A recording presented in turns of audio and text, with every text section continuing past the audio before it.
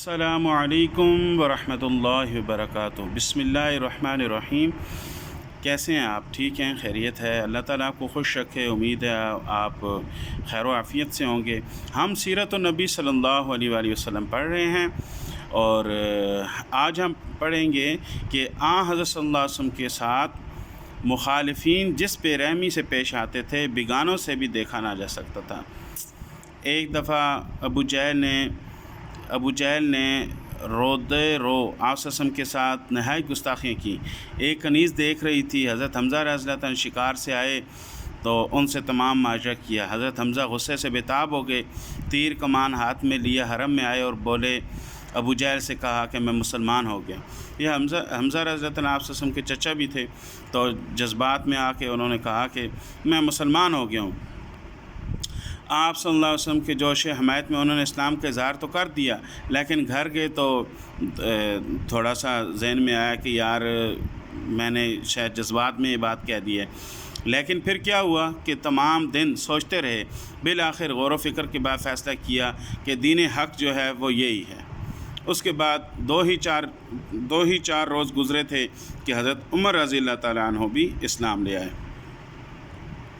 حضرت عمر رضی اللہ تعالیٰ عنہ 27 سال تھا کہ آفتاب رسالت طلوع ہوا، یعنی رسول اللہ صلی اللہ علیہ وسلم مبعوث ہوئے۔ حضرت عمر رضی اللہ عنہ گھرانے میں زید کی وجہ سے توحید کی آواز ناموس نہیں رہی تھی، چنانچہ سب سے پہلے زید کے بیٹے سعد رضی اللہ تعالیٰ عنہ اسلام لائے۔ حضرت سعید رضی اللہ عنہ اسلام لائے۔ حضرت سعید رضی اللہ عنہ کا نکاح حضرت عمر کی بہن فاطمہ سے ہوا تھا۔ اس تعلق سے فاطمہ بھی مسلمان ہو گئیں۔ اسی خاندان میں ایک اور معزز شخص نعیم بن عبداللہ بھی اسلام قبول کر لیا، لیکن حضرت عمر فاروق رضی اللہ تعالیٰ عنہ ابھی تک اسلام سے بیگانہ تھے۔ ان کے کانوں میں جب یہ صدا پہنچی تو سخت برہم ہوئے، یعنی کہ میرے گھر کے بندے اسلام قبول کر لے آئیں۔ بڑے سخت دل تھے، یہاں تک کہ قبیلہ میں جو لوگ اسلام لا چکے تھے ان کے دشمن بن گئے۔ لبینہ رضی اللہ تعالیٰ عنہ ان کے خاندان کی کنیز تھی، جس نے اسلام قبول کر لیا۔ اس کو بے تحاشا مارتے، اور مارتے مارتے تھک جاتے تو کہتے دم لے لوں پھر ماروں گا۔ لبینہ کے سوا اور جس نے اس پر قابو چلتا زد و کوب کرتے، لیکن اسلام کا نشہ ایسا تھا جس کو چڑھ جاتا اترتا نہ تھا۔ ان تمام سختیوں پر ایک شخص کو وہ اسلام سے بددل نہ کر سکے، یعنی کہ اتنی سختیاں بھی کی حضرت عمر فاروق نے کفر کی حالت میں، گھر والوں کے اوپر، غلاموں کے اوپر، جو مسلمان ہوئے تھے انہیں مارا، مگر کیا ہوا کہ وہ لوگ اسلام سے کبھی بھی منحرف نہیں ہوئے۔ آخر مجبور ہو کر نعوذ باللہ من ذالک خود ذات نبی اقدس صلی اللہ علیہ وسلم کے قتل کا ارادہ کیا، تلوار کمر سے لگائے سیدھے رسول اللہ صلی اللہ علیہ وسلم کی طرف چلے۔ اور پھر کیا ہوا؟ بڑا ہی بہترین اور مزے کا واقعہ ہے کہ پھر کیا ہوا۔ اصل میں رسول اللہ صلی اللہ علیہ وسلم حضرت عمر رضی اللہ عنہ کے بارے میں اللہ تعالیٰ سے دعا کرتے تھے کہ اللہ اگر یہ شخص ایمان لے آئے تو اسلام کو طاقت مل جائے گی۔ پھر کیا ہوا؟ راہ حق میں اتفاقاً نعیم بن عبداللہ مل گئے۔ ان کے تیور کو دیکھا تو پوچھا خیر ہے؟ بولے کہ محمد صلی اللہ علیہ وسلم کا فیصلہ کرنے جاتا ہوں۔ انہوں نے کہا کہ پہلے اپنے گھر کی تو خبر لو، دوسروں کے فیصلے کر رہے ہو، پہلے اپنے گھر کی تو خبر لو۔ خود تمہاری بہن اور بنائی اسلام لا چکے ہیں۔ فوراً پلٹے اور بہن کے یہاں پہنچ گئے۔ وہ قرآن پڑھ رہی تھیں، ان کی آہٹ پا کر چپ ہو گئیں، ڈر گئیں اور قرآن کے اجزاء چھپا لیے، لیکن آواز ان کے کانوں میں پڑ چکی تھی۔ بہن سے پوچھا یہ کیا آواز تھی؟ بولی کچھ نہیں۔ انہوں نے کہا میں سن چکا ہوں، تم دونوں مرتد ہو گئے ہو۔ یہ کہہ کر بنوئی کے دست گریبان ہوئے، اور جب ان کی بہن بچانے کو آئیں تو ان کی بھی خبر لی، یہاں تک کہ ان کے جسم کو لہو لہان ہو گیا ہے، لیکن اسلام کی محبت اس سے بالاتر تھی۔ بولیں کہ عمر جو بن آئے کرو، لیکن اسلام اب دل سے نہیں نکل سکتا۔ ان الفاظ نے حضرت عمر فاروق کے دل پہ خاص اثر کیا۔ ظاہری بات ہے بہن کے اوپر جب انسان ہاتھ اٹھاتا ہے تو بہن کا رشتہ بڑا پاکیزہ ہوتا ہے۔ ایک تو بندے کو ویسے شرم آ جاتی ہے بہن کے اوپر ہاتھ اٹھاتے ہوئے، پھر بنوئی کا رشتہ بھی بڑا ایک پاکیزہ قسم کا ہوتا ہے، پھر بنوئی کے اوپر بھی ہاتھ اٹھایا انہوں نے۔ تو پھر جب بہن بولی نا کہ تو جو مرضی کر لینا، ہمیں مار لے مگر ہم اسلام سے نہیں پھیریں گی، تو پھر حضرت عمر فاروق کے دل میں ایک بات آئی کہ دیکھو عورت ذات ہے، پھر میری بہن بھی ہے، کوئی تو بات ہے کہ یہ لوگ اسلام قبول کر لیا۔ انہوں نے بہن کی طرف محبت کی نگاہ سے دیکھا، ان کے جسم سے خون جاری تھا، دیکھ کر اور بھی رکت ہوئی، مطلب شرمندہ ہو گئے۔ فرمایا تم لوگ جو پڑھ رہے ہو مجھ کو بھی سناؤ۔ فاطمہ رضی اللہ تعالی عنہا نے قرآن کے اجزاء لا کر سامنے رکھ دیے، اٹھ کر دیکھا تو یہ صورت تھی، سبح للہ ما فی السماوات والارض وہو العزیز الحکیم، زمین اور آسمان میں جو کچھ ہے خدا کی تسبیح پڑھتا ہے اور خدا ہی غالب اور حکمت والا ہے۔ ایک ایک لفظ پر ان کا دل مرغوب ہوتا جاتا تھا، یہاں تک کہ جب اس آیت پہ پہنچے آمنوا باللہ ورسول، خدا پر اور اس کے رسول پر ایمان لاؤ، تو بے اختیار پکار اٹھے اشہد ان لا الہ الا اللہ واشہد ان محمد عبدہ ورسولہ، کہ میں گواہی دیتا ہوں کہ خدا کے سوا کوئی خدا نہیں، اور یہ کہ محمد عربی صلی اللہ علیہ وسلم اللہ کے پیغمبر ہیں۔ ان کے بارے میں مزید آتا ہے کہ جب انہوں نے کہا نا کہ مجھے پکڑاؤ، دکھاؤ مجھے کہ تم کیا پڑھ رہے تھے، تو ہم نے کتابوں میں پڑھا ہے کہ ان کی بہن کہنے لگی کہ تم ناپاک ہو، پہلے تم نہاؤ تو پھر یہ کلام پڑھنا۔ پھر جب انہوں نے کلام پڑھی تو ان کے اوپر بڑا اثر ہوا۔ یہ وہ زمانہ تھا کہ رسول اللہ صلی اللہ علیہ وسلم حضرت ارقم کے مکان میں جو کوہ صفا کی تلی میں واقع تھا پناہ گزین تھے۔ حضرت عمر رضی اللہ تعالیٰ عنہ نے آستانہ مبارک پر پہنچ تک کر دستک دی، چونکہ شمشیر بکف گئے تھے، یعنی کہ تلوار باہر نکالی ہوئی تھی۔ صحابہ کو تردد ہوا، لیکن حضرت امیر حمزہ نے کہا آنے دو، مخلصانہ آیا ہے تو بہتر ہے، ورنہ اسی کی تلوار سے اس کا سر قلم کر دوں گا۔ حضرت امیر حمزہ رضی اللہ تعالیٰ عنہ بھی کوئی عام انسان تو نہیں تھے، صحابی رسول بھی تھے اور صحیح مرد تھے، طاقتور تھے۔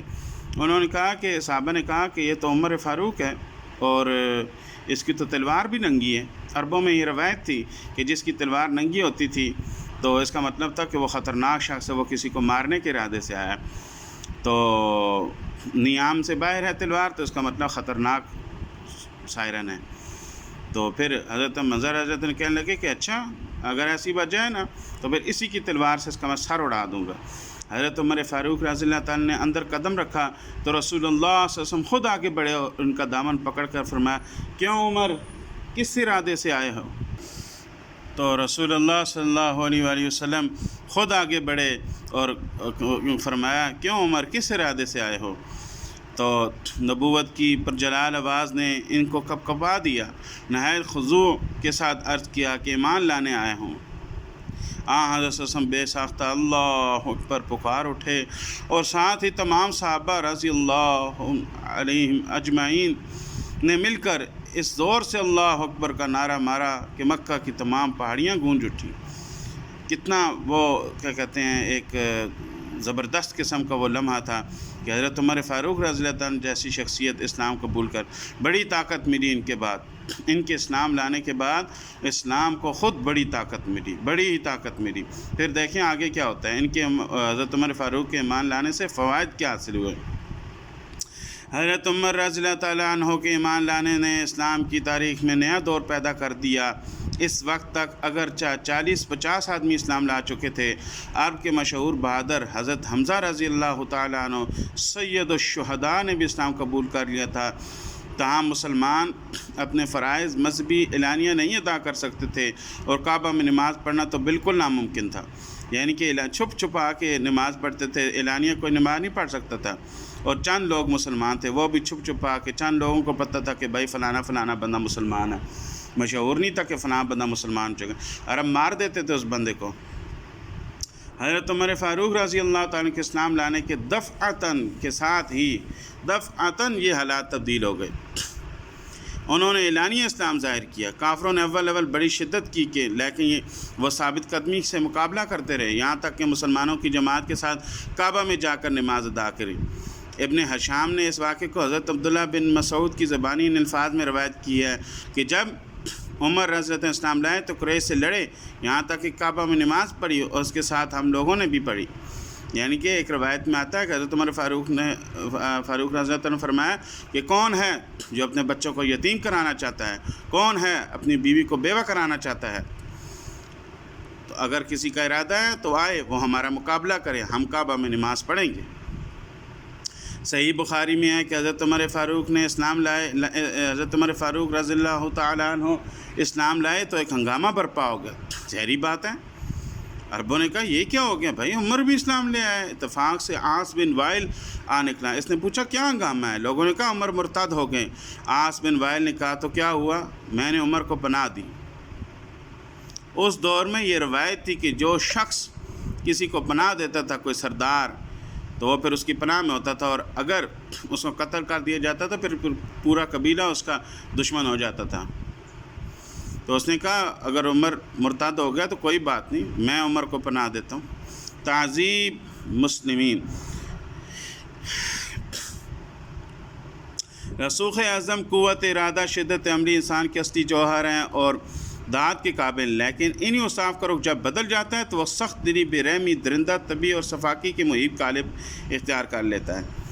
اسلام جب آہستہ آہستہ پھیلنا شروع ہوا اور رسول اللہ صلی اللہ علیہ وسلم اور اکابر صحابہ رضی اللہ تعالیٰ عنہ کو ان قبیلہ نے اپنے حصار حفاظت میں لے لیا تو قریش کا طیش و غضب ہر سمت سے سمٹ کر ان غریبوں پر ٹوٹا جن کا کوئی یار و مددگار نہ تھا۔ ان میں وہ کچھ غلام و کنیزہ تھی، باقی تو چلو حضرت عمر فاروق ہو گئے، بڑے بڑے لوگ ہو گئے، حضرت بکر صدیق رضی اللہ عنہ ہو گئے، ان کے تو بڑے بڑے قبیلے تھے، یہ تو چلو ان کی تو جان بچ جاتی تھی ایک طریقے سے۔ ویسے تو ان کے ساتھ بھی کفار ظلم کرتے تھے، معاشی پابندیاں بھی لگاتے تھے، مگر چونکہ ان کا تعلق بڑے بڑے قبائل کے ساتھ تھا تو یہ سردار تھے، اس وجہ سے کچھ نہ کچھ نرمی ان کے ساتھ رہتی تھی کفار کی، کیونکہ وہ ان سے ڈرتے تھے۔ اب کفار کے جو غلام تھے وہ جب مسلمان ہو جاتے تھے نا تو پھر توبہ توبہ، ان کے اوپر جو قیامت ٹوٹتی تھی وہ اس کے لیے الفاظ ہی نہیں ہیں۔ اچھا کچھ غریب الوطن تھے جو دو ایک پشت سے مکہ میں آ رہے تھے، کچھ کمزور قبیلوں کے آدمی تھے جو کسی قسم کی عظمت و اقتدار نہیں رکھتے تھے۔ قریش نے ان کو اس طرح ستایا کہ جور و ستم کی تاریخ میں اس کی مثال پیدا کرنا قریش کی یکتائی کی حقیر ہے۔ حضرت بلال حضرت ان کے ساتھ کیا کیا؟ انگاروں کے اوپر لٹا دیا جاتا تھا، ان کی چربی کے ساتھ انگارے بجھتے تھے اور ان کے اوپر سل رکھ دی جاتی تھی بڑی عرب کی گرم ریت، پھر اوپر اتنی وزنی پڑی کہ تاکہ وہ اٹھ ہی نہ سکیں، آہاد آہاد کرتے تھے اللہ ایک ہے اللہ ایک ہے، اور پھر آپ صلی اللہ علیہ وسلم کو وہاں سے گزر ہوتا تھا، فرمایا بلال بس تھوڑا سا صبر کر لے، تھوڑا سا صبر کر لے۔ حضرت بلال رضی اللہ تعالیٰ کے جسم کے اوپر کوئی نشان ایسا نہیں تھا جہاں سے وہ جلے ہوئے نہ ہوں، اتنی انہوں نے قربانیاں دی ہیں، تب جا کے اسلام ہم تک پہنچا ہے۔ آج ہمیں خدا کی قسم ہے، مسجد میں ہم جاتے ہیں اے سی لگا ہوا ہے، گرمیوں میں ہیٹر لگا ہوا ہے، گیزر لگا ہوا ہے، بہترین قسم کے اسپیکر لگے ہوئے ہیں، بہترین قسم کی لائٹنگ ہے، جب بجلی چلی جاتی ہے یو پی ایس لگا ہوا ہے، مسجدوں میں سولر سسٹم لگے ہوئے ہیں، مسجدوں میں آج کل وائی فائی لگے ہوئے ہیں، اور پھر بھی جناب علی اللہ معاف فرمائے ہم نماز نہیں ہے جی، کیا کہتے ہیں او جی کپڑے نہ پاک ہیں جی، او جی یہ ہے جی، او جی وہ ہے جی۔ صحابہ نے اتنی قربانیاں دیں۔ اصل میں دو تین چیزوں سے نا انسان کو اس چیز کی اہمیت کا پتہ چلتا ہے، یا تو کسی چیز کے اوپر اس کا مال لگاؤ، یا پھر اس کی جان لگی ہو، یا اس کا وقت لگاؤ، تب اس چیز کی اہمیت کا پتہ ہوتا ہے۔ باپ دادا کی جائیداد تو لوگ بیچ دیتے ہیں کیونکہ اس کے اوپر لگا نہیں ہے نا۔ 5 مرلے کا جب انسان خود گھر بناتا ہے نا، 2.5 مرلے کا، 3 کا، 4 کا، 5 کا، پھر اسے پتہ ہوتا ہے کہ ہاں بھائی اس کی کیا قدر و منزلت ہے، کتنی مشکل سے میں نے بنایا ہے۔ باپ دادے کا تو کہتے ہیں بس ٹھیک ہے جی۔ اسی طرح صحابہ نے ہم تک دین پہنچایا رسول اللہ صلی اللہ علیہ وسلم کی محنت سے، تو پھر ان سے پوچھیں، اصل تو جنت کے حقدار وہ ہیں، ہم تو ان کی کمائی کھانے والے ہیں۔ ہمارے اباء و اجداد نے محنتیں کی ہیں، اس میں کوئی شک نہیں ہے، انہوں نے بھی پوری کوشش کے ساتھ ہم تک ہو بہو دین پہنچانے کی مکمل کوشش کی ہے، مگر اس ٹائم جب کہ ہمارے پاس تمام سہولتیں موجود ہیں، ہم کوئی دعوت و تبلیغ کا کام نہیں کرتے، ہم اللہ معاف فرمائے دیکھ لیتے ہیں، موبائل دیکھ لیتے ہیں، ٹک ٹاک دیکھتے ہیں، فیس بک دیکھتے ہیں، یوٹیوب دیکھتے ہیں، ادھر ادھر چیزیں دیکھتے ہیں، مگر کیا ہے اسلام کی اشاعت بھی تو ہم گھر بیٹھ کے کر سکتے ہیں۔ ضروری تو نہیں ہے کہ آپ چلیں، آپ کے پاس وقت نہیں ہے، آپ مسجد میں نہیں جا رہے، جو آپ کو اللہ کے دین کا پتہ ہے وہ تو آپ شیئر کر سکتے ہیں، ایک اچھی حدیث شیئر کر سکتے ہیں، آپ کوئی اچھا کلپ ہے اسے شیئر کر سکتے ہیں، کسی عالم میں دین کی آپ نے تقریر سنی ہے اسے آپ لائک کر سکتے ہیں، اسے آگے شیئر کر سکتے ہیں، تو اس طرح بھی تو اللہ کا دین پھیل سکتا ہے۔ تو ہم آگے بڑھ رہے تھے، صحابہ کرام رضوان اللہ علیہم اجمعین کی قربانیاں ہم دیکھ رہے تھے۔ تو اب جب انہوں نے دیکھا نا کہ اور تو کچھ نہیں، پھر غریبوں کے اوپر ظالموں نے ظلم شروع کر دیا۔ قریش میں ایسے لوگ تھے جن کا دل واقعی اس حالت پر جلتا تھا کہ ان کی متوں سے بنا بنایا کارخانہ درہم برہم ہوا جاتا ہے، ان کے باء و اجداد کی تحقیر کی جاتی ہے، قابل احترام معبودوں کی عظمت مٹی ہو رہی ہے۔ یہ لوگ صرف حسرت و افسوس کر کے رہ جاتے تھے اور کہتے تھے کہ چند خام طبعوں کے دماغ میں خلل آ گیا ہے۔ عتبہ، عاص بن وائل وغیرہ اسی قسم کے لوگ تھے، لیکن ابو جہل، امیہ بن حلف وغیرہ کا معیار اس سے زیادہ بلند۔ یہ بڑے بے غیرت ہے، یہ سیدھی سی جو بات ہے، یہ جو ابو جہل ہے نا، یہ جہلوں کا سردار، زندہ ہوتا تو پھر تو اسے کچھ کہنا اچھی بات نہیں تھی، مگر اب مر گیا ہے نا، اس نے کوئی کسر نہیں چھوڑی مسلمانوں کے اوپر ظلم ڈالنے میں، کسی قسم کی اس نے کبھی رعایت نہیں کی۔ ایسا ظالم انسان تھا یہ۔ آپ صلی اللہ علیہ وسلم نے اسے لقب دیا تھا کہ ابو جہل، نام اس کا کچھ اور تھا، ابو جہل کا لقب آپ صلی اللہ علیہ وسلم نے، یہ جہلوں کا سردار تھا یہ۔ مسلمانوں پر ظلم کے طریقے۔ بہرحال قریش نے جو روز ظلم کے عبرتناک کارنامے شروع کیے، جب ٹھیک دوپہر ہو جاتی تو وہ غریب مسلمانوں کو پکڑتے۔ دیکھیں ذرا، اندازہ لگائیں، عرب کی تیز دھوپ، ریتلی زمین، پہلے میں اس کا ذکر کر چکا ہوں، ریتلی زمین کو دوپہر کے وقت جلتا توا بنا دیتی تھی۔ ظاہری بات ہے، ٹمپریچر آج بھی، اب دنیا کے حالات بڑے چینج ہو گئے ہیں، موسم چینج ہو گیا، آج بھی 60 کے اوپر چلا جاتا ہے ان کا ٹمپریچر، 55 کے اوپر تو عام ہے، 52 55 کے اوپر عام جاتا ہے۔ وہ ان غریبوں کو اسی توے پہ لٹاتے ہیں، چھاتی پر بھاری پتھر رکھ دیتے ہیں کہ کروٹ نہ بدل پائیں، بدن پر گرم بالو بچھاتے، لوہے کو آگ پر گرم کر کے اس سے داغتے، پانی میں ڈبکیاں دیتے۔ یہ مصیبتیں اگرچہ تمام بے کس مسلمانوں پر عام تھیں، لیکن ان میں جن لوگوں پر قریش زیادہ نامہربان تھے، ان کے نام یہ ہیں۔ حضرت خباب بن تمیم کے قبیلہ سے تھے۔ خباب جاہلیت میں غلام بنا کر فروخت کیے گئے تھے، عمار نے خرید لیا تھا۔ اس زمانے میں اسلام لائے جب آپ صلی اللہ علیہ وسلم حضرت ارقم رضی اللہ تعالیٰ کے گھر موجود تھے اور اسے 6-7 شخص اسلام لا چکے تھے۔ قریش نے ان کو طرح طرح کی تکلیفیں دیں۔ ایک دن کوئلے جلا کر زمین پر بچھائے، اس پر لٹا دیا۔ دیکھیں، ایک شخص چھاتی پر پاؤں رکھ رہا تھا کہ کروٹ بدلنے نہ پائیں، یہاں تک کہ کوئلے پیٹھ کے نیچے پڑے پڑے ٹھنڈے ہو گئے۔ اندازہ لگائیں آپ ذرا تکلیف کا۔ خباب رضی اللہ تعالیٰ عنہ نے مدتوں کے بعد جب یہ واقعہ حضرت عمر رضی اللہ تعالیٰ عنہ کے سامنے بیان کیا تو پیٹھ کھول کر دکھائی کہ برس کے داغ کی طرح بالکل سفید تھی۔ دیکھیں، پیٹھ جب انہوں نے دکھائی تو سفید ہوئی ہوئی تھی، جل کے۔ حضرت خباب رضی اللہ تعالیٰ عنہ جاہلیت میں لوہاری کا کام کرتے تھے، لوہار تھے۔ اسلام لائے تو بعض لوگوں نے کہ ذمہ ان کا بقایا تھا، مانگتے تو جواب ملتا، جب تک محمد کا انکار نہ کرو گے ایک کوڑی نہ ملے گی۔ یہ کہتے کہ نہیں، جب تک تم مر کر پھر جیو نہیں۔ یعنی کہ اب لوہار تھے، لوگ ان سے کام کرواتے تھے، تو ظاہری بات ہے لوگوں نے ان کے پیسے دینے تھے، تو جب وہ پیسے مانگتے لوگوں سے تو کہتے تھے جاؤ محمد کو پہلے چھوڑ دو، پھر ہم تمہیں تمہارے پیسے دیں گے۔ حضرت بلال، یہ وہی حضرت بلال ہیں جو مؤذن کے لقب سے مشہور ہوئے، حبشی نسل کے تھے، کالے تھے اور امیہ بن حلف کے غلام تھے۔ جب ٹھیک دوپہر ہو جاتی تو امیہ ان کو جلتی بالوں پر لیٹاتا اور پتھر کی چٹان سینے پہ رکھ دیتا کہ جنبش نہ کر سکیں، یعنی کہ ہل نہ کر سکیں۔ ایسے کہتا کہ اسلام سے باز آ جاؤ ورنہ یوں ہی گھٹ گھٹ کے مر جاؤ گے، گھٹ گھٹ کے۔ لیکن اس وقت بھی ان کی زبان پر احد کا لفظ نکلتا تھا۔ جب یہ کسی طرح متزلزل نہ ہوئے تو گلے میں رسی باندھی اور لونڈوں کے حوالے کیا۔ وہ ان کو شہر کے اس سرے سے ایک سرے تک گھسیٹتے پھرتے، لیکن اب بھی وہی رٹتی کہ احد احد۔ آج کسی کے گلے میں رسی ڈالو نا، اس دور میں کسی کے گلے میں رسی ڈالے نا ذرا آپ، قانون حرکت میں آ جاتا ہے۔ سب سے بڑی توہین ہے کسی کے گلے میں رسی ڈالنا۔ اور رسول اللہ صلی اللہ علیہ وسلم کے ایک غلام ہے، گلے میں رسی ڈال کے لوگوں نے پھرائے، تھوڑی سی بات ہے، آج گریبان سے کوئی بندہ پکڑ لے نا، بندہ کہتا ہے اس کا کلیجہ میں نکال دوں، یہ تو مجھے گریبان سے بندوں کے سامنے پکڑا ہے، اور پورے مکے میں انہوں نے پھرا حضرت بلال رضی تھوڑی قربانی ہے ان کی۔ آج ہم جناب علی اللہ معاف فرمائے دین سے دور ہوئے پڑے ہیں، ہم لوگ تو خدا کی قسم ان کے سامنے کھڑے ہونے کے لائق نہیں ہیں جو صحابہ نے قربانیاں دی ہیں اسلام کے لیے۔ نہیں تو انہیں تو کوئی مسئلہ نہیں تھا، وہ تو بہترین کھا پی رہے تھے، یاشیاں کر رہے تھے۔ جب اسلام قبول کے پھر ایک دفعہ صحابی نے آپ صلی اللہ علیہ وسلم کو فرمایا نا کہ میں آپ سے بہت محبت کرتا ہوں، فرمایا کیا کہہ رہے ہو؟ فرمایا میں آپ سے بہت محبت، فرمایا پھر بتاؤ کیا کہہ رہے ہو؟ کہنے لگے میں آپ سے بہت محبت، فرمایا اچھا مجھ سے محبت کرتے ہو، پھر مصیبتوں کے لیے تیار ہو جاؤ۔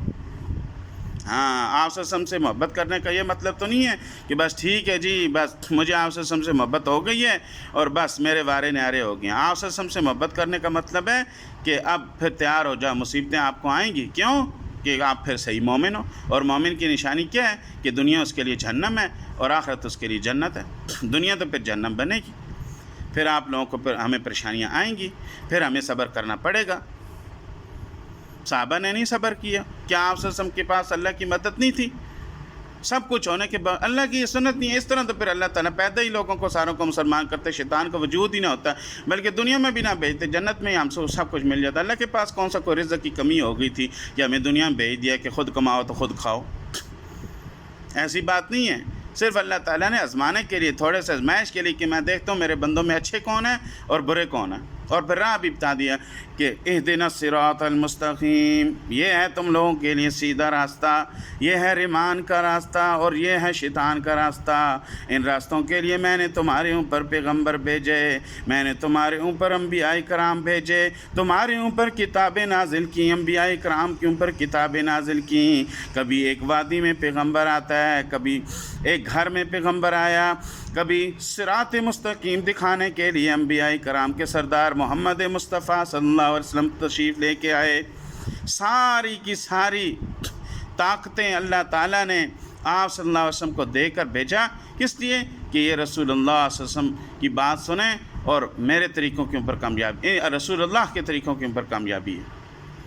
تو اس کے لیے کیا ہے؟ یہ نہیں کہتے کہ خود سارا کے سارے دین میں آ جاؤ تم لوگ، اس کے آرام سے تھوڑا تھوڑا کرتے ایک وقت آئے گا ہم پورے کے پورے اسلام میں ڈھل جائیں گے، اور پھر ہمارے لیے اسلام مشکل نہیں ہوگا۔ آج ہمارے لیے اسلام کیوں مشکل ہے؟ کیونکہ ہم لوگوں نے اسلام کو مشکل بنا دی ہے، ہم نے مشکل بنا دی ہے۔ ایک وہ وقت تھا رات کو 9 بجے سب سو جاتے تھے، اب 12-1 بجے سوتے ہیں، کیوں؟ ٹچ موبائل رکھے ہوئے ہیں، باتیں کرتے ہیں، کہانیاں کرتے ہیں، گپیں لگاتے ہیں، ٹک ٹاک دیکھتے ہیں، پھر ٹائم لگا، پھر صبح نیند آئی ہوتی ہے۔ پھر ہم لوگ کہتے ہیں مہنگائی ہوگی، گھروں میں ہم لوگ لگواتے ہیں ٹائلیں، سیدھی سی بات ہے، حقیقت ہے اس بات میں۔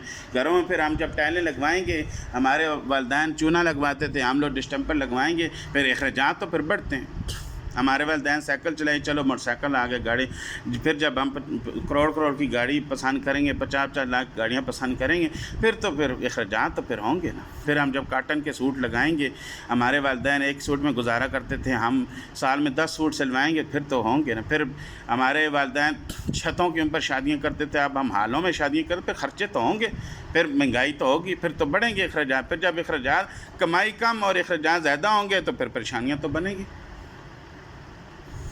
ہم نے ناک اپنی بڑی کرنی ہے۔ صحابہ کرام رضوان اللہ علیہم اجمعین نے، میں نے سنا ہے کہ مسجد نبوی میں 9 سال کے بعد دیوا جلا ہے۔ صحابہ سجدے میں جاتے تھے تو کیچڑ سے ان کے پیشانی کیچڑ سے بھر جاتی، ایسا بھی وقت۔ اب بھی 1960 میں جا کے تو یہ ماربل شاربل لگنے شروع ہوئے ہیں، اور آج ہماری قالینیں دیکھیں، یقین کریں مسجدوں میں میں نے ایسی جگہوں پہ بھی قالینیں دیکھی ہیں کہ پاؤں بیچ میں دھنس جاتا ہے، اتنی بہترین اور مہنگی قسم کی قالینیں۔ ہمارا نمازی آئی کوئی نہیں۔ تو میرے بھائیوں، دوستوں، عزیزوں، ساتھیوں، اللہ تعالیٰ ہمیں عمل کرنے کی توفیق نصیب فرمائے، اور کچھ تھوڑی سی جذباتی سی باتیں ہو جاتی ہیں، معذرت ہے آپ لوگوں کے ساتھ۔ تو اصل بات یہ ہے کہ میں سب سے پہلے اس کے بعد میرے سننے والے اور تمام دنیا کے مسلمان دین کے اوپر آ جائیں، تو انشاءاللہ یہ کفار تو بیچارے ہمیں دیکھ کے مسلمان ہو جائیں گے۔ کفار کے اوپر اتنی لمبی تقریر کرنے کی ضرورت نہیں ہے، وہ تو ہمیں دیکھ کے مسلمان ہو جائیں گے کہ یار یہ کیسے لوگ ہیں، وہ تو خود بخود دیکھ کے ہمیں مسلمان ہو جائیں گے۔ تو میرے بھائیوں، عزیزوں، ساتھیوں، سننے والی بہنوں، ہمیں دین کی طرف کوشش لازمی کرنی چاہیے۔ اللہ تعالیٰ اس شخص کو قبول کرتا ہے جو کوشش کرتا ہے. جو بالکل منکر ہو جاتا ہے نا, اللہ تعالیٰ پھر اس کے ساتھ ناراض ہو جاتا ہے. کوشش لازمی کریں, کرتے کرتے کرتے ایک دن آئے گا ہم اپنے دین کی طرف راغب ہو جائیں.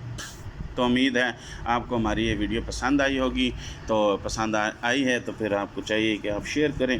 تو باقی ہمیں دعا میں یاد کریں, دل مانے تو سبسکرائب کریں. مقصد ہمارا سبسکرائب کرنا نہیں ہے, مقصد ہمارا یہ ہے کہ اللہ ہم سے خوش ہو جائیں اور ہمیں دنیا آخرت میں کامیابیاں عطا فرمائے اللہ تعالیٰ, اور زندہ رکھے تو ایمان کے ساتھ, اور جب خاتمہ ہو تو وہ اس کلمے کے ساتھ ہو کہ اشہد ان لا الہ الا اللہ وحدہ لا شریک لہ واشہد ان محمدا عبدہ ورسولہ وما علینا الا البلاغ.